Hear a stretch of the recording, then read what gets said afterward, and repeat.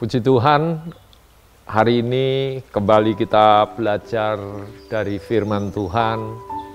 Karena dalam satu minggu ini, biar kita lebih mantap lagi bahwa berita sukacita, berita yang membawa kita kepada sukacita yang dari Tuhan, itu terus mengalir dari dalam hidup kita dan kita bisa alirkan juga kepada orang-orang yang ada di sekitar kita.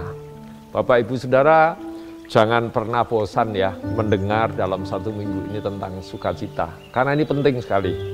Kembali saya bacakan Yohanes 15 ayat 9 sampai ayat yang ke-12. Seperti Bapa telah mengasihi aku, demikianlah juga aku telah mengasihi kamu. Tinggallah di dalam kasih-Ku itu. Jikalau kamu menuruti perintahku, kamu akan tinggal di dalam kasih-Ku seperti aku menuruti perintah Bapa-Ku dan tinggal di dalam kasih-Nya. Semuanya itu kukatakan kepadamu, supaya sukacitaku ada di dalam kamu dan sukacitamu menjadi penuh.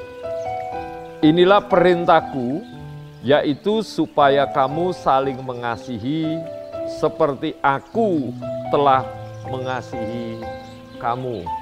Bapak, Ibu, Saudara, saya percaya pribadi kita ini ditentukan oleh sikap hati kita. Siapa yang mendasari hidup kita? Kalau hidup kita ini didasari oleh firman Tuhan, maka saya yakin kasih itu tidak akan pernah hilang dari dalam hidup kita. Sebab tidak ada satupun sampai hari ini yang dapat mengalahkan kasih. Dan dampak daripada kasih itu, maka akan timbul yang namanya sukacita. Kalau kita ini tinggal di dalam kasih, kasih itu artinya tidak membalas yang jahat dengan jahat, tapi kasih itu tidak goyah oleh apapun, dia tetap adalah kasih. Nah, ini yang diajarkan oleh Tuhan Yesus di dalam Yohanes 15 buat setiap kita. Supaya kita ini tetap tinggal di dalam kasih, dan ketika kita tinggal di dalam kasih, maka apapun yang kita hadapi, itu sukacita yang muncul. Ya, Bapak, Ibu, Saudara, memang tidak mudah menghadapi satu persoalan dengan penuh sukacita. Sebab persoalan ini kan sangat mengganggu kehidupan kita, mengganggu pikiran kita, mengganggu aktivitas kita. Tapi tetaplah yakin, jikalau kita ini tinggal di dalam kasih, maka sukacita yang dari Tuhan itu akan terus melimpah dari dalam hidup kita. Nah, mengapa sampai hari ini ada banyak orang, terkadang saya juga masih kalah di dalam sukacita ini. Terkadang kita ini kan masih cembetut, kita ini masih tidak mengucap syukur dengan persoalan atau masalah yang kita hadapi. Di dalam Yohanes pasalnya yang ke-16, ayatnya yang ke-22 sampai 24 berkata demikian. Demikian juga kamu sekarang diliputi duka cita. Tetapi aku akan melihat kamu lagi dan hatimu akan bergembira. Dan tidak ada seorang pun yang dapat merampas kegembiraanmu itu daripadamu. Dan pada hari itu kamu tidak akan menanyakan apa-apa kepadaku. Aku berkata kepadamu, sesungguhnya segala sesuatu yang kamu minta kepada Bapa akan diberikannya kepadamu dalam namaku. Sampai sekarang kamu belum meminta sesuatu pun dalam namaku.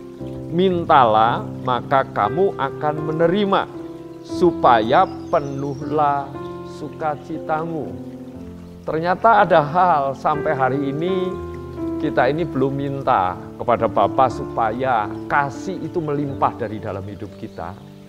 Dan ketika Bapa memberikan kasih itu kepada kita, maka sukacita kita ini tidak akan pernah hilang dari dalam hidup kita.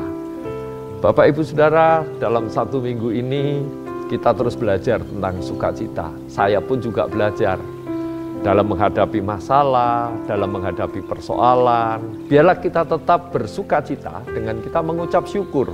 Supaya apa? Supaya ketika persoalan yang lebih besar ketika kita hadapi, kita tidak pernah mengeluh, kita tidak pernah marah-marah, kita tidak pernah emosi, tapi kita akan terus mengucap syukur, bersyukur kepada Tuhan, karena Tuhan izinkan semuanya terjadi, supaya sukacita kita ini melimpah. Sepanjang hari ini mungkin, atau sepanjang hari kemarin, kita sudah menghadapi sebuah persoalan masalah. Tapi hari ini saya mau berkata, tetaplah bersukacita. Karena ketika kita bersukacita, kita bisa mengucap syukur. Dan ketika kita mengucap syukur, maka kasih itu akan terus melimpah dari dalam hidup kita. Dan kita terus mengasihi Tuhan, kita mengasihi sesama. Tuhan Yesus memberkati kita semua. Amin.